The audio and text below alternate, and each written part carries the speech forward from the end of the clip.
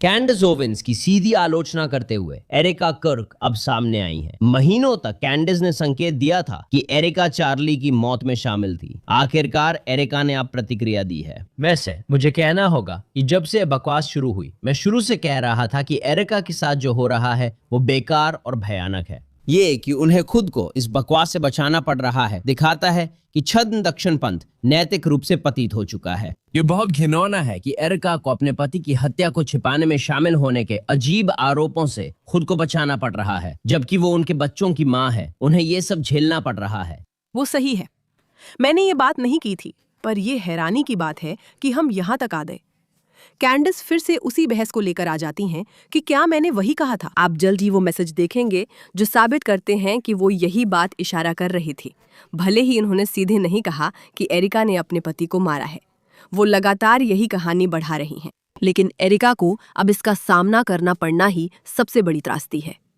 ये उन सभी की जिम्मेदारी है जिन्होंने तुरंत एरिका का बचाव नहीं किया, क्योंकि कैंडिस को ये सब करने की छूट मिल गई। इस व्यक्ति ने लिखा, मुझे लगता है वो आपके पास आ रही है। ये वाकई बहुत अजीब है। कैंडिस ने कहा, शायद वो कल शाम से ही तैयारी कर रही है। और इस ओबरी लाच व्यक्ति ने कहा, मुझे लगता है कि वो उन सभी झूठों के लिए सफाई देने की तैयारी कर रही है जो उन्होंने बोले हैं। अगर कॉलबेट और वो दोनों में थोड़ी भी समझदारी है तो वो ऑनलाइन फैल रही कहानी को देख सकते हैं और समझ सकते हैं कि उनका समर्थन बहुत तेजी से कम हो रहा है। और कैंडिस ने कहा, वो यहाँ आ रही है और हाँ, ये बेतुका है, उन्हें तैयारी करनी चाहिए। ओबरी लाच ने कहा, ओ ये पागलपन है, मैं जानना चाहता हूँ ये कैसे होता है। मैं तुम्हारे साथ हूँ, आगे बढ़ो मैक्स। उसने कहा, मैं सब पूछ रही हूँ। पहला सवाल, आपने पति की हत्या क्यों की? एरिका किर्क, आपने अपने पति की हत्या क्यों की?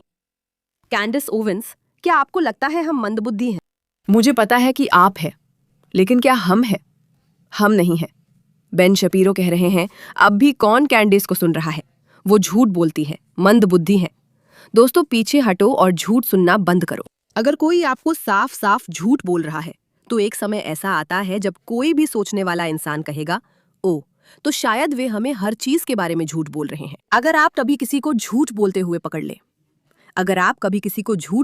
पकड़ लें तो उसी पल उनकी सच्चाई पर भरोसा करने की योग्यता खत्म हो जाती है। अब क्या ऐसे मामले होते हैं जहां कोई जानबूझकर किसी बात के बारे में झूठ बोलता है और उसके पास उसका बहुत अच्छा कारण होता है और वो उसे समझा सकता है? हाँ, बिल्कुल।